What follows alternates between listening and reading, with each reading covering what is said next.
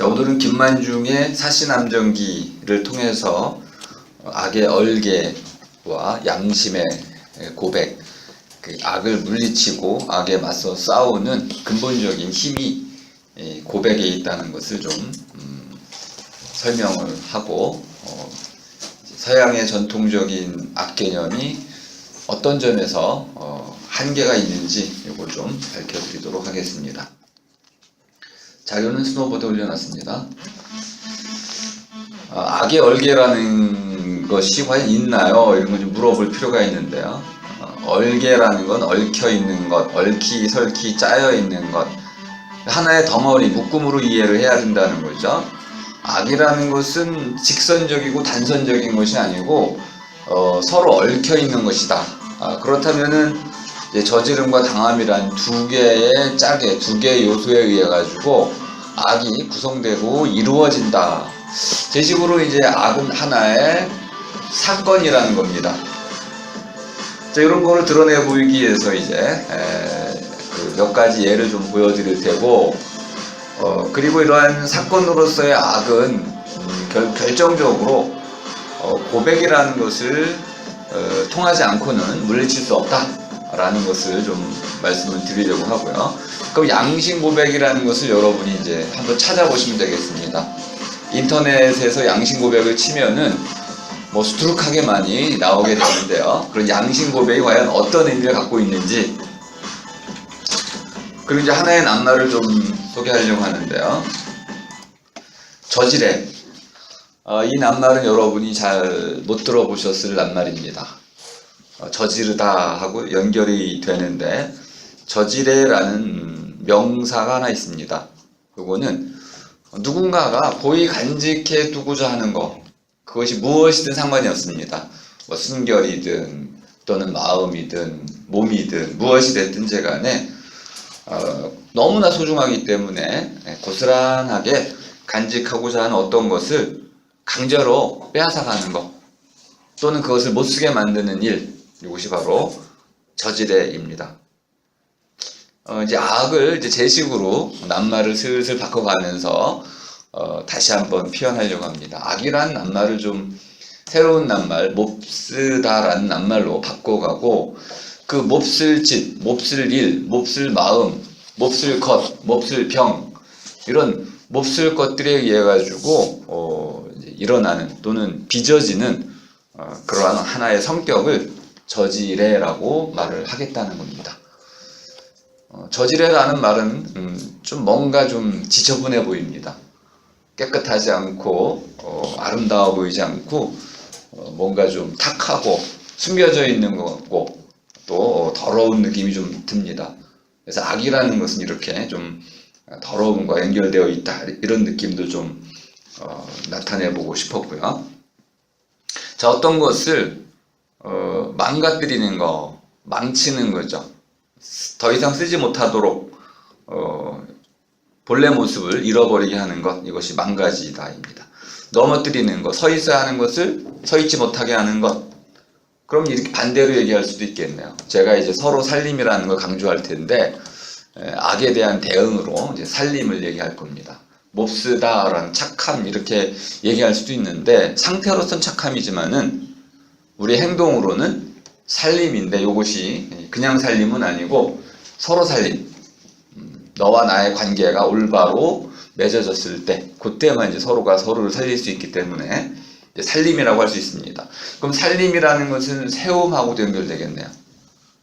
어떤 것이 스스로 설 수 있게 해주는 것, 이것이 바로 또 선이라고 한다면은 반대로 서 있지 못하게 하는 것, 넘어뜨리는 것, 이것이 악이다. 쓰러뜨림, 무너뜨림, 허물어뜨림, 부서뜨림, 끝장냄, 이런 것들은 모두 악의 모습들입니다. 이런 것들을 통해서 이제 저지레라는 낱말 하나로 모든 것을 포괄하고자 합니다. 오늘 이제 강의 내용이 이렇게 좀 설명이 됐고요.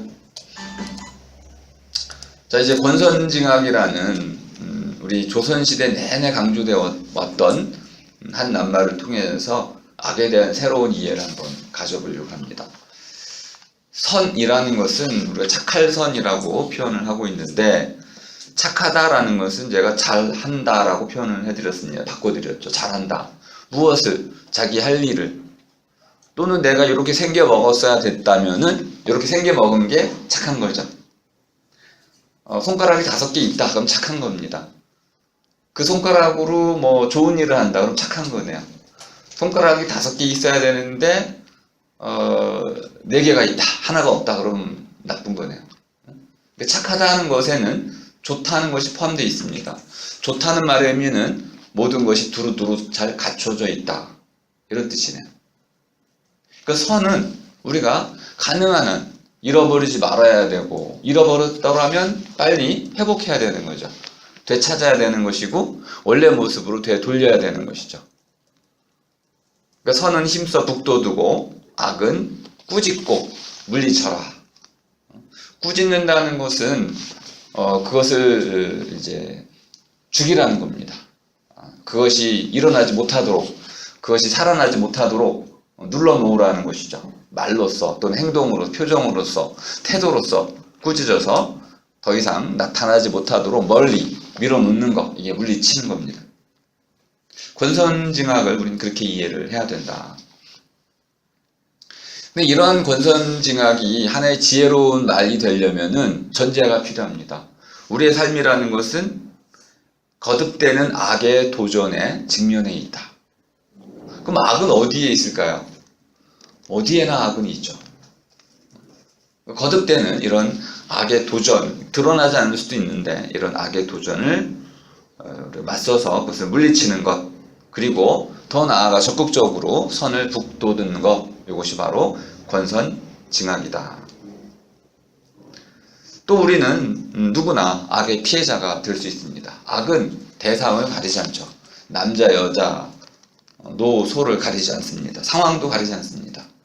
악은 어떻게 올지도 우리가 예상할 수가 없는 것이죠. 자, 삶이라는 것은 끊임없이 악의 위험에 노출되어 있고, 따라서 우리는 그 악을 미리미리 막아 놔야 되는 것이죠. 악을 물리친다는 것은 전통적으로 복을 받는 것입니다. 신의 선물, 좋은 것을 받는 것이죠. 복을 받는 일이고 좋은 삶을 사는 것이죠. 그런데 이 좋은 삶, 복을 받으려면은 반드시 악을 물리치는 삶을 살아야 되는 겁니다. 악이라는 것은 우리가 모르는 순간 순진하고 또는 천진난만하다고 해서 행복한 삶을 살 수는 없습니다. 착한 삶을 산다고 해가지고 그 사람이 악의 피해자가 되지 말라는 법은 없어요. 하늘은 그렇게 돕지는 않는 것 같습니다. 하늘이 착한 사람을 돕는 방식은 그가 지혜로울 때, 또는 그가 누가 지혜로운 사람과 더불어 친구가 되거나, 지혜로운 사람을 스승으로 모시거나, 지혜로운 사람을 상관으로 또는 부모로 이렇게 두었을 때, 지혜로운 자를 가까이 두었을 때 그가 복을 받는 것이지, 악인 옆에 있을 때는 결코 복을 받을 수가 없는 것이죠. 자, 그렇다면 우리는 악은 물리치고 선은 가까이 하라는 권선징악의 태도를 유지를 해야 되고, 이것은 옛날이나 지금이나 모두 우리에게 반드시 깊이 새겨야 할 말이다. 자, 이제 좀 정리를 하겠습니다. 이제까지 제가 강의해 왔던 서양 전통 철학에서의 악 개념을 뭐 3가지로 쭉 정리를 하겠습니다. 기본적인 이제 이미지는 악이라는 게 뭐냐? 썩은 물이다, 썩은 사과다. 썩은 물이 들어있는 주머니, 거기다가 이렇게 구멍을 뻥 뚫으면 무슨 물이 나올까요? 네, 썩은 물이 나온다는 것이네요. 또 상자가 있는데 상자의 한가운데 사과가 좀 썩었어요. 그 썩은 사과를 놔두면 다른 사과들도 모두 썩게 된다는 겁니다. 그러니까 그 썩은 사과를 빨리 드러내면 나머지 사과는 썩지 않게 된다는 거죠. 이게 썩은 사과 이론 또는 썩은 물 이론, 이것이 바로 서양 전통 형이상의 악 개념이었습니다. 그럼 이 썩은 사과와 썩은 물은 뭘 말하는 거냐? 탐욕스러운 마음, 뭐 동어 반복이 되겠지만 악한 마음을 얘기하는 겁니다. 그러니까 마음이 악하면 행동도 악하게 되고 결과도 악하게 된다는 이런 인과적인 마음과 행동의 또 결과 사이에 인과적인 관계가 있다는 것을 전제로 하고 있네요. 자, 이랬을 경우 이제 3가지의 이론이 나오게 됩니다. 첫 번째, 선이론론. 이게 이제 아우구스티누스 같은 사람이 강하게 지지를 했었고 플라톤도 지지했던 이론입니다. 선 이론론, 선만 있다는 거야. 이 세계에는 악은 없고 선만 있다. 이 세계에 만들어진 모든 것은 신의 창조물로서 그것은 선하다라는 주장이었고, 플라톤의 경우에는 이 세계에 있는 모든 것들은 본디 이데아의 모상, 이데아를 본떠서 만든 것이고, 그 이데아 자체는 항상 선하기 때문에 그걸 본따서 만들어진 이 사물들은 이데아에 미치지 못할 따름이다. 결핍, 결여, 모자람, 부족함, 채워져 있지 않음, 이런 의미로 악을 이해했다. 두 번째는 선악 이원론. 요건 이제 뭐 아고스티누스도 이걸 좀 따르긴 했는데 선과 악을 실체로 이해하는 겁니다. 선은 이제 신이라는 실체의 성격이고, 악이라는 것은 악마라는 이런 악신 또는 악마의 실체다. 이 세계는 신과 악마의 이제 싸움이 벌어지는 장소일 뿐이고, 사람은 거기에서 그 둘의 수단이 돼서 그의 인형이 돼서 그냥 선을 행하기도 하고 악을 저지르기도 하더라. 진정한 의미에서 악의 원인은 인간의 마음이나 인간의 행동, 인간의 자유의지가 아니고 악마에게로 되돌리게 되는 이론입니다. 이 두 가지 이론은 난점이 하나 있습니다. 그 악행의 결과에 대한 책임을 인간에게, 사람에게 돌릴 수 없습니다. 그래서 이제 칸트식으로 세 번째 이론이 나오게 되는 자유의지론입니다.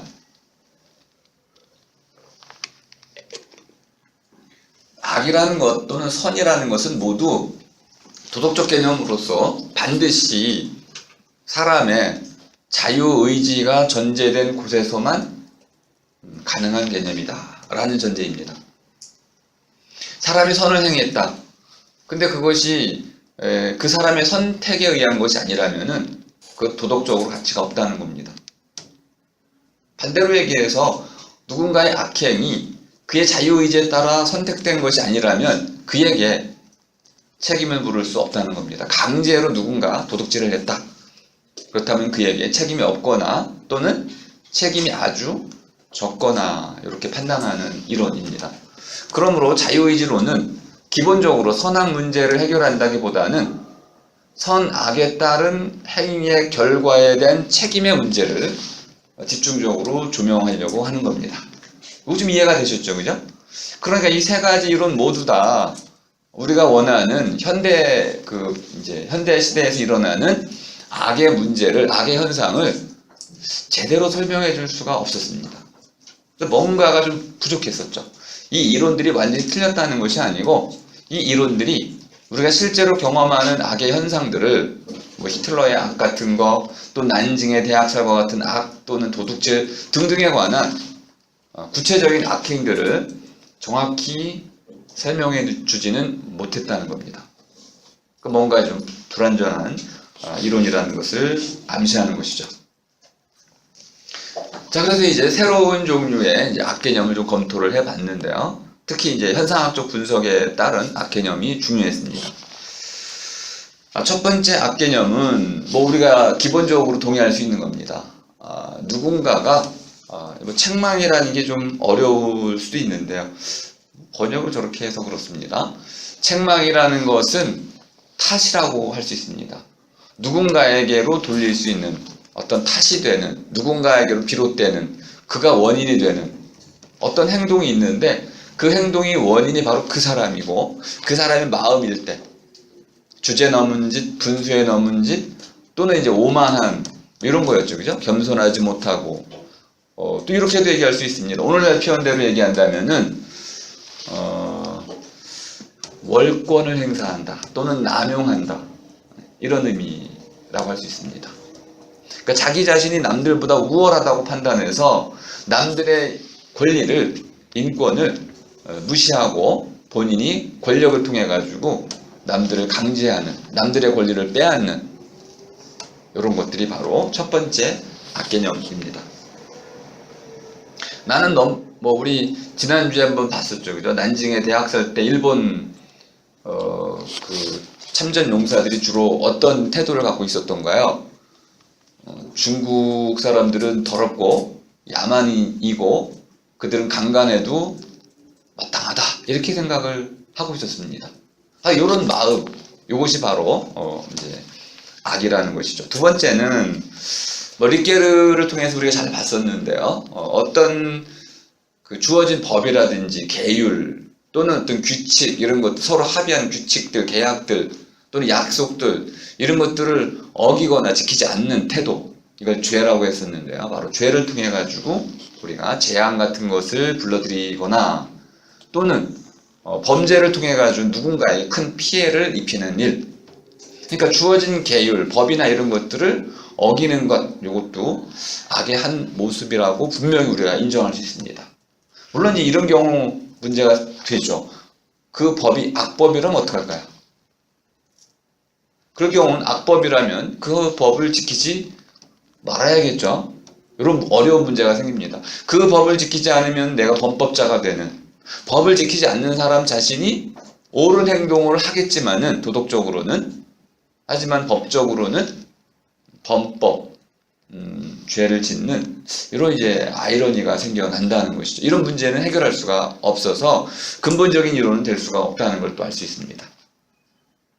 세 번째는 법이 아니고 우리의 양심 또는 우리의 이성, 실천 이성과 같은 우리의 양심에 근거한 법칙이 있다. 도덕 법칙이 있는데 이 도덕 법칙에 거스르는 행동을 하는 것, 이것이 악이다. 이건 가장 이 세 가지 가운데 가장 완벽한 이론이라고 할 수 있습니다. 우리 스스로의 양심을 돌아봤을 때 맥락이라든지 상황이라든지 처지라든지 조건 이런 걸 모두 고려해 봐가지고 내 스스로 떳떳한 양심에 비추어서 거리낄 게 없다. 그러면 그것은 선하다고 할 수 있습니다. 하지만 그렇지 않을 경우라면 그것은 악이 될 수 있는 거죠.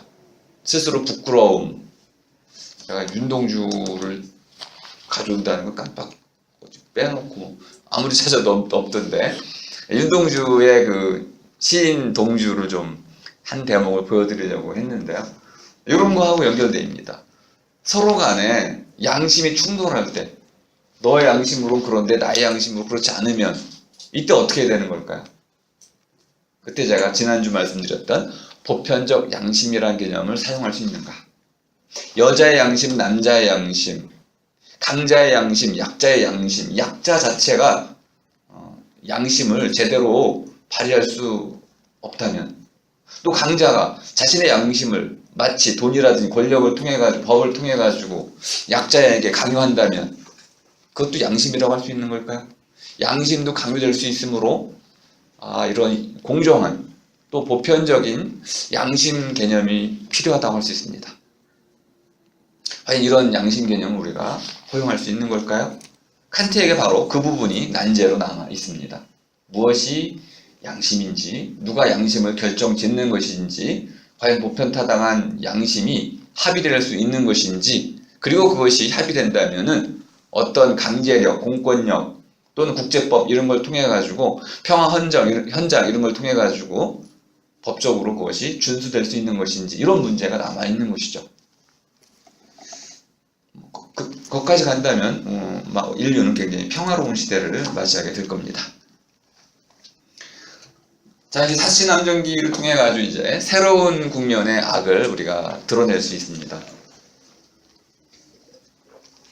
김만중의 사시남정기는 훈민정음으로 쓰였기 때문에 여러분도 읽을 수 있습니다. 먼저 구운멍을 읽어보시고 그 다음에 사시남정기를 읽어보시면 아주 흥미롭습니다. 좀 잘 안 읽히는 부분도 10번 정도 이렇게 읽으면은 이해가 돼요. 이게 바로 이제 우리말로 이제 글을 쓰고 우리말로 학문하는 보람이라고 할 수 있습니다. 첫 번째 이 사시남정기에 나타나는 악의 그 특징을 제가 이제 한 두 가지로 크게 나눠봤습니다. 첫 번째 보니까 서양의 전통 형이상학에서 말했던 악의 개념을 받아들이긴 하는데 그거는 전체가 아니다. 악의 전체를 규정해 줄 수 없다는 입장입니다. 악은 단순히 마음에서 비롯되는 것은 아니라는 거죠. 이따가 이거 이제 우리 토론해볼 주제인데요. 과연 악이라는 것이 마음에서 비롯되는 것이 아니라면 그러면은 도대체 어떻게 악이 발생하는 걸까요? 마음이 없는 곳에서도 혹시 악이 발생할 수 있는 거 있나요? 뭐 이런 문제 같은 겁니다. 마음 없이도 악이 일어날 수 있을까요? 사이코패스는 악마 악인인가요? 아니면 환자인가요? 이런 문제와 연결되어 있습니다. 선인과 악인 그리고 하늘과 조상 등 사신함정기를 읽어보면요, 이러한 조상의 문제까지도 끌고 들어옵니다. 자, 그러면 이제 악의 문제와 관련해 가지고는 뭐 그냥 얽히고 설키고 수많은 갈래로 악의 원인들이 한데 뒤엉켜 있다는 것을 알 수 있네요. 그러니까 마음만 가지고 악을 설명할 수는 없습니다. 매우 복잡하고 역동적이며 특히 중요한 거, 은밀한 사건이다. 악이라는 걸 드러나기 싫어합니다. 악인은 스스로 드러내기를 싫어해요. 스스로 감추려고 하고 은폐하려고 하고 숨기려고 하고 위장하려고 하기 때문에 악은 은밀한 사건이다. 사신함정기에서 이 악이 은밀하게 진행되는 것을 볼 수 있습니다. 자, 두 번째, 악이라는 것은 이러한 다양한 조건들, 사람과 사람 사이에 얽혀 있는 관계들로부터도 비롯돼 나오지만은 더 중요한 게 있습니다. 사람이 관계하는 세상 자체의 부조리한 제도. 이게 굉장히 중요했습니다. 처첩제도. 처가 있고 첩이 있고, 처첩이라는 제도, 신분제라는 제도, 이런 제도의 악랄함을 보지 못한다면은 우린 악의 문제를 제대로 이해하지 못한 겁니다. 이 부분은 사실 칸트, 리케르까지도 거의 언급을 못하고 있어요. 놀라운 사실이죠. 현대 철학자들도 이런 악의 문제를 다룰 때 신분이라든지 사회의 어떤 발전의 정도라든지 환경의 어떤 열악함 이런 것들을 다루지 못하고 주로 그 사람의 양심이니 이성이니 마음 이런 걸 주로 의지 이런 걸 가지고 다루고 있습니다. 물론 중요하지만은 아울러서 세상 자체의 부조리한 제도 문제도 꼭 짚어봐야 된다. 그 사람이 처해 있는 환경을 떼어놓고 악 자체만 따로 독립시켜서 다룰 수는 없다. 여기에 뿌리를 받고 있다. 이렇게 표현했습니다. 이건 제 표현인데요. 악이라는 것은 결국 세상에 뿌리를 내리고 있습니다. 여러분들은 악을 어디서 배웠을까요? 태어나면서부터 악인이 없다면은 악은 여러분이 우리가 스스로 배운 거죠. 어디로부터? 살면서 삶으로부터 배운 겁니다. 언니가 자기 그 지옥에 가져가서 안 줬잖아. 뺏어가고. 그러니까 아주 사소하지만은 이 사소한 경험 하나가 우리에게는 하나를 보면 열을 알고 백을 알 수 있는 능력이 미루어 보는 능력이 인간의 본질이기 때문에 이 추론 능력 이것이 바로 인간의 본질이기 때문에 하나를 배우면 열을 알 수 있는 거죠. 배운다는 면에서는 사실 뭘 더 빨리 배울까요? 악을 더 빨리 배웁니다. 복수를 더 빨리 배우는 거죠. 4살쯤 되면 이제 자기가 갖고 있는 그 인형을 친구한테 한번 안아보라고 줄 수 있는 이제 엠퍼시의 능력을 갖게 됩니다. 공감 능력을 갖게 되는데 공감 능력 플러스 동시에 뭐도 갖게 되냐면 복수의 능력도 갖게 됩니다. 그래서 친구를 줬는데 얘가 그 친구가 자기가 주는 호의 이걸 안 받아준다 그럼 때리죠. 화가 나서 때리게 됩니다. 그러니까 이런 관계, 인터랙티브한 관계를 통해 가지고 상호관계를 통해 가지고 이미 충분히 악을 배운 상태죠. 그리고 한번 배운 악은 잊히질 않습니다. 어딘가 DNA 속에 꼭꼭 차곡차곡 쌓아놓고 있다가 우리가 순간적으로 폭발하면 분노할 때 그것이 분출되게 되는 겁니다. 아무리 착한 사람도 이미 악행을 행하기에는 충분히 많은 악을 경험했고 배웠습니다. 다만 그것을 절제하고 자제하고 억누를 수 있고 또 스스로의 선택을 통해서 그런 것들을 다스려 나갈 수 있을 뿐인 것이죠. 뿌리를 내리고 삶에 뿌리를 내리고 있고 세상에 뿌리를 내리고 있다. 자, 그렇다면 이제까지 방금 말씀드린 내용을 좀 정리를 해보겠습니다. 악은 고인물과 같은 것은 아니다. 악은 사건과 같은 것이다. 핵심이 악은 일어나는 것이다 라고 주장을 하려고 하는 겁니다. 자, 악은 그런데 또 하나의 특징이 있습니다. 한 번의 악은 없어요. 악은 한 번 일어나고 나면 계속 꼬리에 꼬리를 물고 악이 커지기도 하고 작아지기도 합니다. 마치 종양세포와 같아, 암세포와 같아. 커지기도 하고 작아지기도 하고 사라지기도 했다가 또 생겨나기도 하고 바이러스 같기도 하고. 꼬리에 꼬리를 물고 일어난다. 악이라는 것은 꼬리에 꼬리를 물고 일어나더라. 마지막 문장이 가장 중요한 것입니다. 악이라는 것은 지금 제가 이제 악이란 말을 그대로 쓰고 있는데 악이라는 것은 피해라는 것, 해라는 게 어떤 손실, 잃어버림, 아까 얘기하는 저 요걸 이제 무수다, 무숨이라고 한번 써놔 보세요. 무숨, 무숨. 무너뜨리고 부수다를 합쳐서 무숨이라고 합니다. 이 네이버 사전에 찾아보시면 무수다라는 동사가 나옵니다. 그러니까 무너뜨리고 부수다, 망가뜨리고 넘어뜨리고 쓰러뜨리고 아까 얘기하는 저지레, 이것이 바로 피해라는 말의 의미입니다. 피해가 일어날 때, 피해가 생겨날 때, 그리고 누군가가 아주 중요한 요소입니다. 이제까지 아무도 이걸 밝혀내지 못했는데 악이라는 것은 피해만 가지고도 안 돼. 제가 김연의 시인으로서 역할을 한번 소개해드린 적이 있죠. 시인의 본질이 뭐라고 설명했나요? 김연의 경우에 골목길을 가다가 강도를 만나면 뭐 하는 사람? 비명을 지르는 사람. 그럼 어떻게 된다는 겁니까? 그 사람은 칼 맞아 죽겠죠. 그 지나가던 사람들이 또는 경찰들이 그 비명 소리를 듣고 와서 어떻게 한다는 거야? 도둑놈을, 강도를 잡는다는 거죠. 이 구조가 없이는 악이 악으로 선언이 되지 않습니다. 저 악당! 이게 좀 거꾸로 되는 경우도 많이 있습니다. 어떤 사람은 자기를 자꾸 좋은 사람이라고 말해요. 내가 좋은 일을 했고요. 나쁜 일도 했고 좋은 일도 했는데 나쁜 일은 숨기고 자꾸 좋은 일 했다고만 자기를 자꾸 선전합니다. 그럼 그 사람은 좋은 사람이 되는 거죠. 누군가 계속 나쁜 모습을 보면서 나쁘다라고만 하면 그 사람은 나쁜 사람이 됩니다. 이걸 이제 우리가 김준수의 꽃이라는 시를 통해서도 충분히 알 수 있는데요. 뭐라고 불러주느냐가 바로 그의 어떤 정체를 규명하는데 핵심 역할을 하고 있습니다.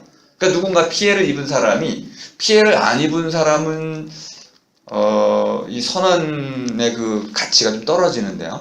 피해를 입은 사람이 악이다라고 소리를 질러서 맞서 싸우고 저항하고 드러내고 밝히고 이러지 않으면은 악이 악으로 안 쳐지질 않고 악이 악으로 드러나지 않으면 당연히 비난받지 않습니다. 숨겨질 뿐인 것이죠. 이런 과정 굉장히 어렵고 가정 파탄이 일어나고 그렇습니다. 그러니까 악에 한번 부딪히게 되면 악이 스치고만 지나가도 우리의 인생은 고달퍼지는 거죠. 하지만 어쩔 수 없습니다. 운명적으로 악에 한번 부딪힘을 당한 사람은 맞서 싸우지 않는 이상 악을 물리칠 수가 없으므로 용기를 내서 도움을 받으면서 악에 맞서 싸워야 되는 것이죠. 사시남정기는 아주 간단한 구조로 되어 있습니다. 일단 남편 유연수, 한 집안의 이제 왕과 같은 여기 이제 시아버지는 돌아가셨고 시어머니도 돌아가셨고 이제 고모가 한 분 계시고 고모 외에는 이제 남편이 모든 집안의 의사결정권자입니다. 왕과 같은 역할을 하고 있다고 보시면 되겠어요. 남편 유연수에게 이제 처가 하나 있습니다. 본처 사씨라고 사씨. 그리고 이 사씨가 10년 결혼한 지 13살인가 14살에 시집을 와. 해가지고 결혼한 지 10년 동안 애가 안 들어서 그래봤자 20대 초반이네. 근데 애가 안 들어서니까 사씨가 워낙 착해가지고 내가 이 집안의 그 의무, 처로서의 의무를 다하지 못한다는 그 자괴감, 부끄러움 때문에 첩을 하나 드리기로 마음을 먹습니다. 교씨를 이제 첩으로 들이게 되는 거죠. 그럼 이렇게 되네요. 첩. 근데 놀랍게도 유연수가 말립니다. 야, 너 10년밖에 안 됐는데 왜 그러니? 그래가지고는 아주 정중하게 그리고 설득력 있게 사씨를 좀 만류하는 것이죠. 만류할 뿐만 아니라 첩을 들이는 것은 모든 악의 근원이 되니 신중히 생각하라 라고 얘기를 합니다. 심지어 매파조차도 사씨에게 혹시 첩을 들이려고 하실 요량이시거들랑 뭐 하라고요? 첩으로서 맞는 사람을 들이지 교씨처럼 이쁜 여자를 들이면 안 된다. 그리고 교씨는 딱 보기에도 첩으로 들어올 사람은 아닐 정도의 사람이야. 그 첩으로 들어오려고 마음 먹었을 때는 뭔가 흑심이 있다고 볼 수 있는 겁니다. 근데 사씨가 그런 이제 중요한 조언들을 다 듣고도 그것을 흘려들어요. 그리고는 이제 그 교씨네 집안이 양반이라는 그 이유 하나로 그냥 교씨를 택하게 됩니다. 들어오자마자 이제 교씨가 아이를 하나 탁탁 베게 되죠. 이 아이 때문에 이제 모든 문제가 시작이 됩니다. 아들을 하나 낳게 됐는데 이 아들을 낳는 과정도 여러분이 한번 주의 깊게 볼만합니다. 변태약이라는 것을 먹게 돼요. 그러니까 예전에 우리 궁중에 보면은 후궁들로 이렇게 들어가는 경우에 빈이라든지, 그러니까 왕비가 아들을 못 낳으면 이제 빈들이 딱 이제 호시탐탐 이제 아들을 이제 낳으려고 하잖아요. 그럼 아이를 딱 가지면 3개월 이내에 그 비법이라는 게 있어요. 그래서 변태약이라는 게 있어서 그걸 먹으면 딸인 경우에는 아들로 바뀌는, 아들이면 아들로 나오고 뭐 이런 이제 비의라는 것이 있습니다. 한의학에 전해져 내려오는데 그걸 수소문해 가지고 그 약을 먹어요. 그리고 아들을 낳습니다. 그러자 이 남편 유연수가 뭐 교씨만 사랑하게 되는 거죠. 하지만 사씨는 아주 착한 여인이기 때문에 질투하지 않습니다. 같이 그 아이를 이뻐하죠. 근데 문제가 되는 건 이제 그 뒤에 사씨가 아이를 갖게 되는 때부터 이제 교씨가 이제 전전긍긍해하는 거죠. 사씨가 혹시 아들을 낳기만 하면 어떤 일이 벌어집니까? 자기는 퇴물이죠. 쓸모가 없는 거야. 그래서 사씨의 그 아이를, 벤 아이를 떨어뜨리기 위해서 아이 떨어뜨리는 약을 또 몰래 먹이려고 합니다. 근데 하늘이 도우셔서, 여기 조상의 은덕이라 조상이 도우고 하늘이 도와가지고 사씨가 그 약을 먹기만 하면 토해.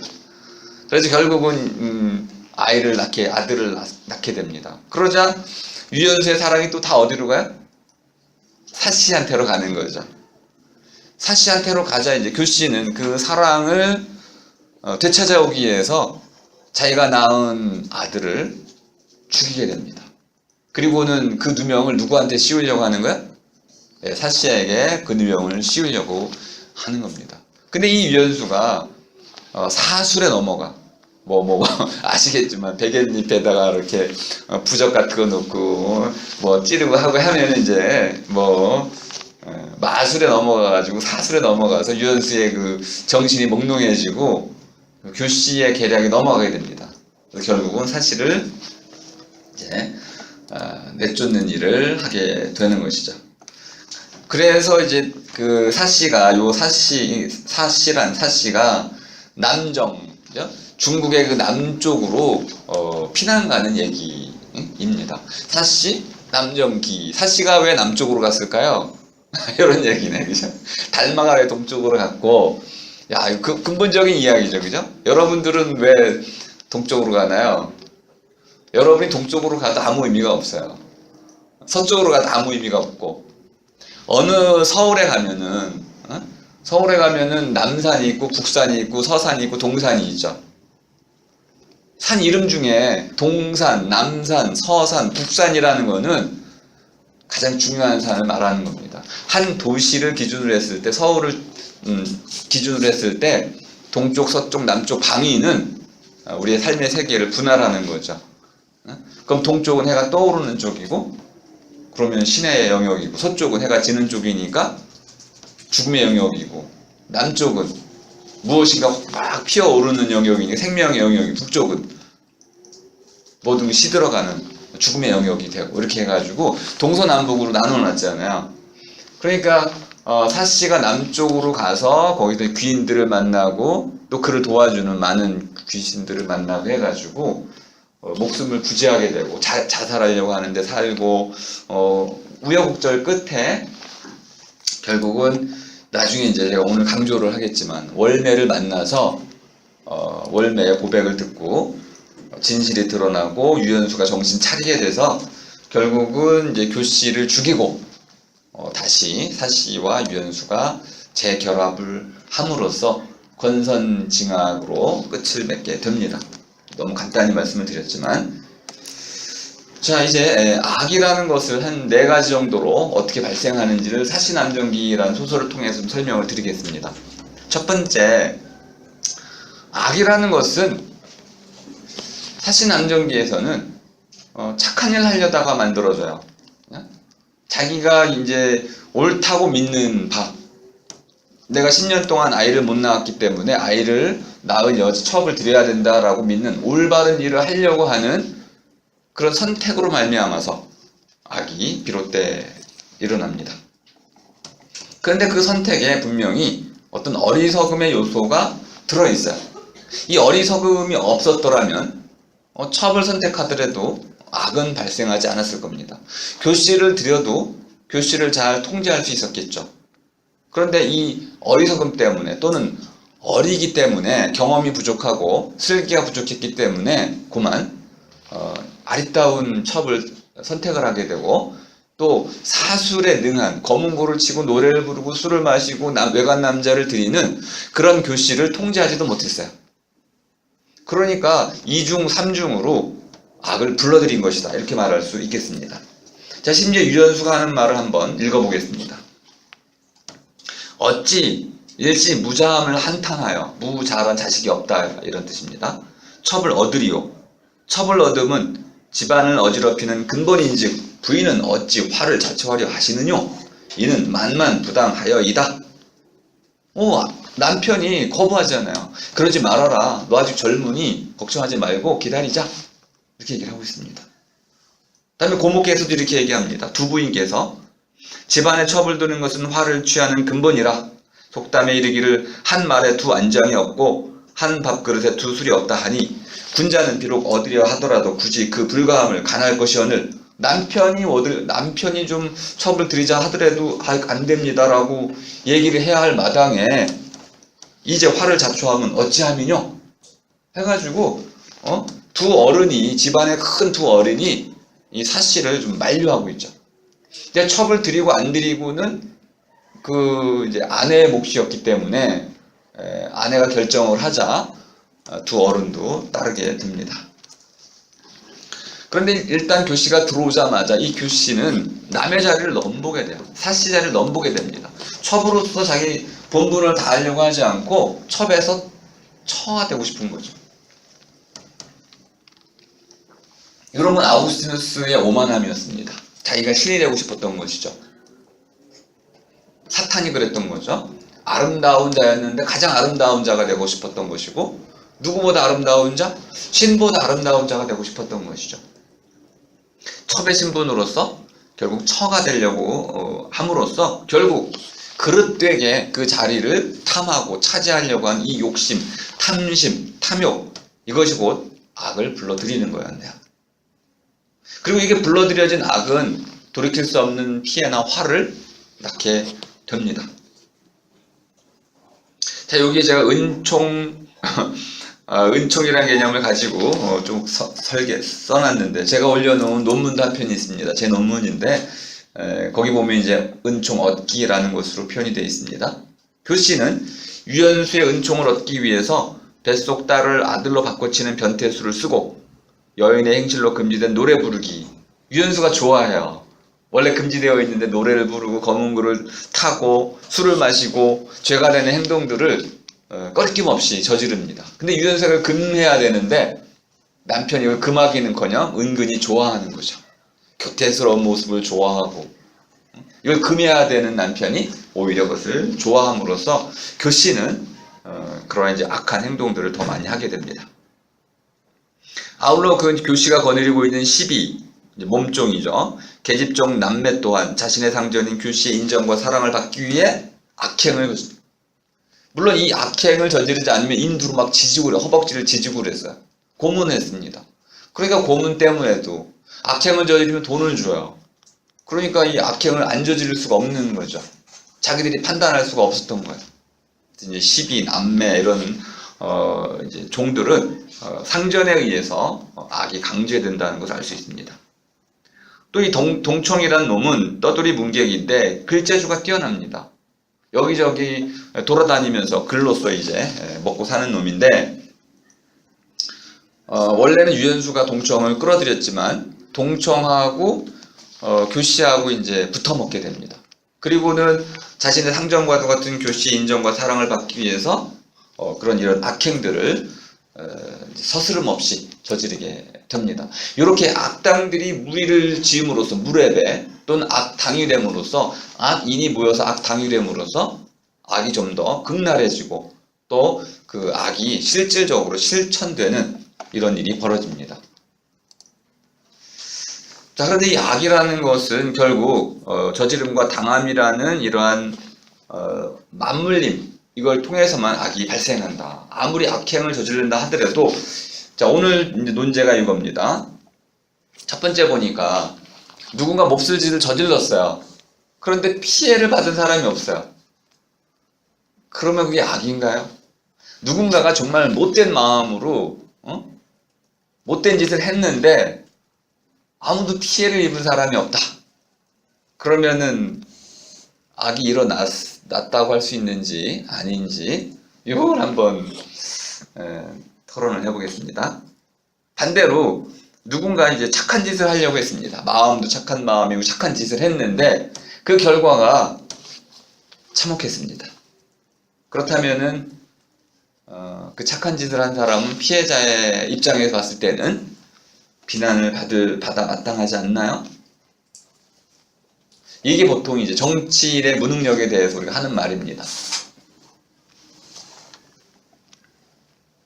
시간이 좀 지났는데. 자, 첫 번째 예와 관련해서 사시남정기에 이런 얘기가 나옵니다.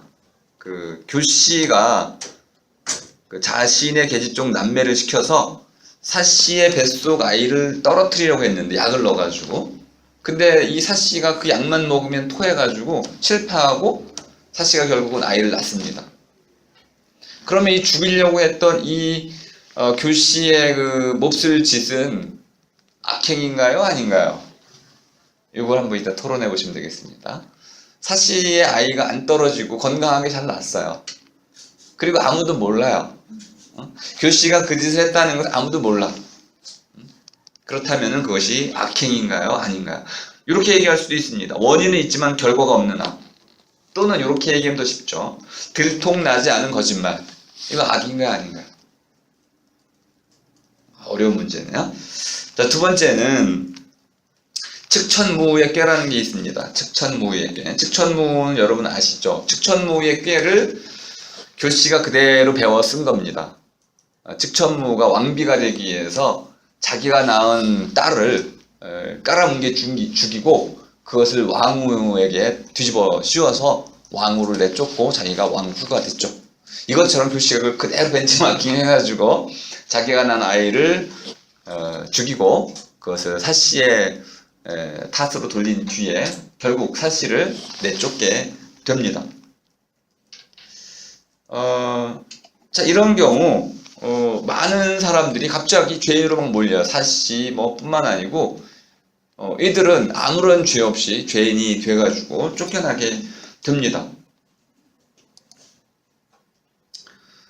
자, 이제 악이라는 것은 그 악을 저지른 사람이 없을 땐 뭘로 이해가 되냐면 이렇게 불행으로 이해가 됩니다. 하늘의 탓으로 여겨지는 거죠. 그럼 이제 악인들은 어떤 악행이 저질렀을 때 그들은 그것을 불행으로 빨리 탈바꿈시켜 놓으면 되겠네요. 불행이라고 한다면은 원인은 없지만 결과는 참혹한 것을 말하는 겁니다. 대규모의 거대한 불행이 닥쳐왔는데 누군가에게 딱 돌릴 수 있는 원인, 제공자가 없어요. 그러면 그건 그냥 불행이 되는 겁니다. 우리가 인재라고 말을 해도 그 인재를 잘 살펴가 보면 갑자기 어느 순간 원인이 사라져 버려요. 그러면 인재긴 인재인데 그냥 재앙이 되는 겁니다. 악행이라고 불러야 되는데 그것을 우리는 인재, 재앙이라고 부른다는 거죠. 거기엔 분명히 이런 술수가 깔려 있는 겁니다. 재앙이라고 말을 하는 순간 우리는 비난하기 어려워집니다. 그리고 처벌하기도 어려워집니다. 자, 그렇다면 저지른 사람이 누군지를 분명히 밝혀내지 않으면은 그것은 악이 아니고 그냥 불행한 사건이 된다. 자, 악이라는 것은 그래서 누군가 큰 피해를 당했는데 그 큰 피해가 바로 누군가가 저지른 행위로부터 말미암은 것이다. 마음이 아니고, 못된 마음이 아니고, 탐욕스러운 마음이 아니고 그의 행위로부터 비롯됐다 라는 것이 증명이 됐을 때 바로 그것이 악이 된다. 자, 그럼 이제 권선징악 개념도 이렇게 바꿔야겠네요. 그죠? 요거는 뭐 한번 설명이 됐으니 넘어가고요. 자, 그런데 이제 그 악이라는 것이 악으로 되기 위해서는 누군가가 그걸 악이라고 선언을 해야 됩니다. 저는 이게 중요한 사건이라고 봤는데요. 설매가 그 역할을 이제 맡았습니다. 악이라는 것은 누군가 그것을 악으로 선언하거나 내가 피해자다 또 누군가 피해를 받았다 그 부당하다 라고 맞서 싸울 때 악이라고 소리치면서 그 악을 물리치기에 맞서 싸울 때 비로소 악이 된다는 거예요. 그 전까지는 악이 안 됩니다. 그럼 이제 고백이라는 게 뭘까요?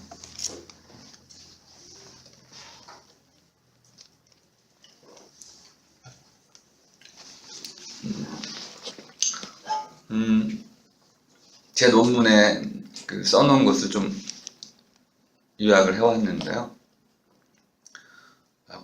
백이라는 것은 희다라는 뜻이 아니고 여기서 말한다는 뜻입니다. 화백제도 할 때 그 백하고 같은 거야. 흰백이 아니고 말하다 이런 뜻입니다. 고백은 자기 마음속에 숨겨놓았던 생각, 보통 이제 저지른 죄나 허물, 이것을 다른 누군가에게 숨김없이 털어놓는 말하기. 우린 고백을 통해 자신의 죄악이나 결함이나 잘못이 복잡하게 뒤엉킨 고통의 덩어리를 털어내죠. 고백은 그런 의미에서 해방입니다.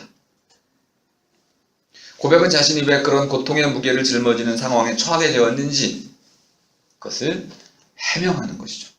고백은 그러니까 해명입니다. 해방이기도 하고 해명이기도 하죠. 하지만 이 고백을 하게 되면 결국 책임을 스스로 짊어줘야 됩니다.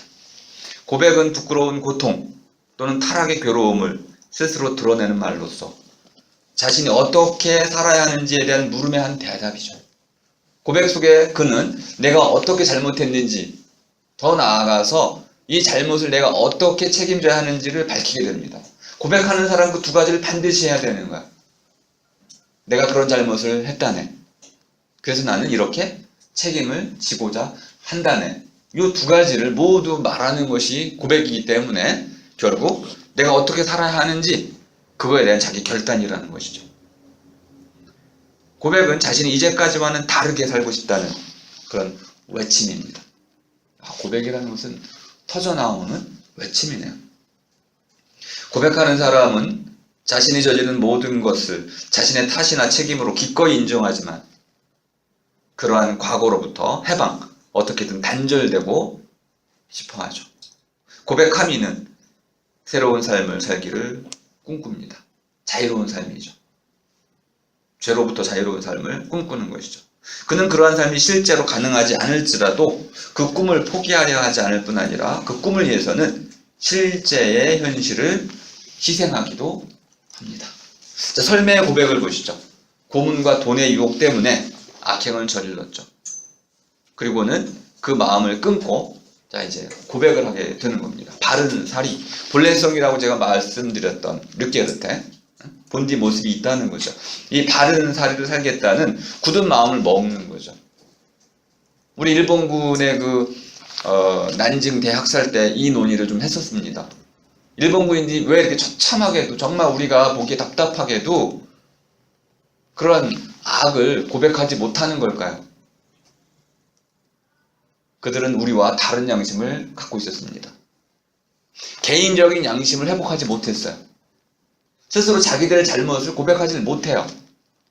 거꾸로 자기들이 피해자라고 막 얘기합니다. 나도 피해를 입었고, 나도 총을 맞았고, 내 친구가 죽었고, 이렇게 무엇이 정말 잘못된 것인지를 깨닫지도 못하고 고백하지도 못하고, 그러니까 떠맡지도 못하는 거죠. 하물며 집단이 이걸 책임지겠습니까?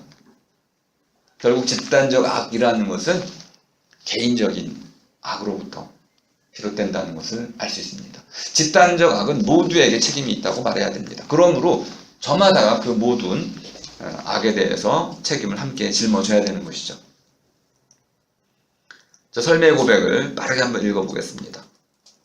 사시 사부인이 비복을 의로 거느리시되, 여러 가지로 잘 대해줬다는 뜻이죠. 불충한 소비에 아득하여 남매의 꿰매 들어 옥지환을 도적하고, 사부인의 옥지환을 도적해가지고 마치 사부인이, 사씨가 바람 피운 것처럼 의심을 사게 만들었던 거죠. 장주를 죽여 부인을 즐겁게 함이, 출겁해 함이 모두 소비의 죄이오며, 교낭자가 동청과 사통하여 심낭과 공모하며, 상공을 행주로 귀양 보내심도 교낭자가 동청에 꾀하며, 상공이 가신 후 교낭자 도망할 뜻을 내어 형을 보러 간다 하고 동청에게로 가니, 소비 비록 천인이나 어찌 이런 변을 보았사오리까. 교낭자 형벌이 혹독하여 시비를 악형으로 위협하니 소비도 죽을 고초를 많이 당하였나이다. 내가 왜 악을 행했는지 변명을 하고 있는 거죠. 그리고 나서 눈물로 자신의 죄를 호소하고, 이제 사씨의 아들을 죽이라라는 교씨의 명령, 이나를 죽이라는 명령을 거부하고 아예 살려줍니다. 그리고는 나중에 받을 고문이 두려워서 목매달아 죽죠. 이 월매가 바로 이런 사신안정기에서 대전환을 이루는 그런 분수령이 되는 사람입니다. 이렇게 고백을 통해 가지고 양심이 회복되고, 양심이 회복되자 곧 정의가 회복되는 이런 하나의 선순환 구조를 보이게 됩니다. 자, 양심이 바로 회복돼야만 정의 또는 이제 올바른 삶도 회복이 되더라. 이건 상징적으로는 천자나 이런 이제 그 유연수의 정신 차리기하고도 연결이 됩니다. 그렇다면 결국 이런 고백을 통해서 권력이 회복될 때, 왜 그러냐면 악이라는 것은 스스로 반성하거나 스스로 모든 걸 깨우치는 법은 없습니다. 악은 강제에 의하지 않고는 물리쳐질 수 없기 때문에 선한 사람들이 힘을 갖지 못한다면 악을 물리칠 수가 없는 것이죠. 자, 이렇게 해서 마지막 결론은 양심 회복과 정의 회복은 결국 진실을 깨우치고 우리가 흔히 말하는 슬기, 지혜를 되찾을 때만 정의를 회복할 수 있다. 이렇게 결론을 내릴 수 있습니다. 이제 궁녀라는 영화의 한 대목인데요. 같이 궁에 들어온 궁녀들끼리 악을 행하게 되는 그런 모습을 볼 수 있습니다.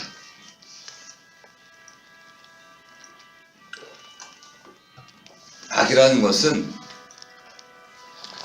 어디서, 언제, 누구에 의해서 일어날지 예측할 수가 없습니다. 나 자신도 예측할 수가 없어요. 특히 우리가 분노에 사로잡힌다면 누구나 다 복수심 또는 공격 성향 또는 이제 이런 악에 맞춰서 악행을 쉽게 저지르곤 합니다. 이때 우리는 스스로 악을 물리칠 수 있는 양심과 지혜를 가져야 되는 거죠. 경험이 부족하다면 경험 있는 사람을 친구로 둬야 됩니다. 또 스승님을 둬야 되는 거죠. 스스로는 그 악을 물리치기가 쉽지 않습니다. 또 악은 대개 무리 짓기 때문에 혼자서 악을 물리치기가 쉽지 않아요. 그러니까 여러 방면에서 우리를 덮쳐오는 악에 맞서기 위해서는 선한 세력들이 서로 유대하고 단결하고 무엇보다도 좋은 법을 만들고 양심을 지켜야만 악으로부터 우리가 스스로를 보호할 수 있는 것이죠. 그리고 우린 이런 과정을 거듭거듭 되풀이해야만 됩니다. 악은 그 모습을 쉽게 바꿀 뿐만 아니라 이제 앞으로 제가 강조해 나가겠지만은 악의 실체가 없어요. 이제는 악의 실체가 사라지는 시대에 살고 있는 거야. 그럼 우리는 이 실체 없는, 얼굴 없는 또는 사라져버리는 악과 맞서 싸우기 위해서는 새로운 종류의 슬기를 되찾아야 됩니다. 그 이것이 무엇이냐? 요거에 대해서는 열린 물음으로 남겨놓겠습니다. 자,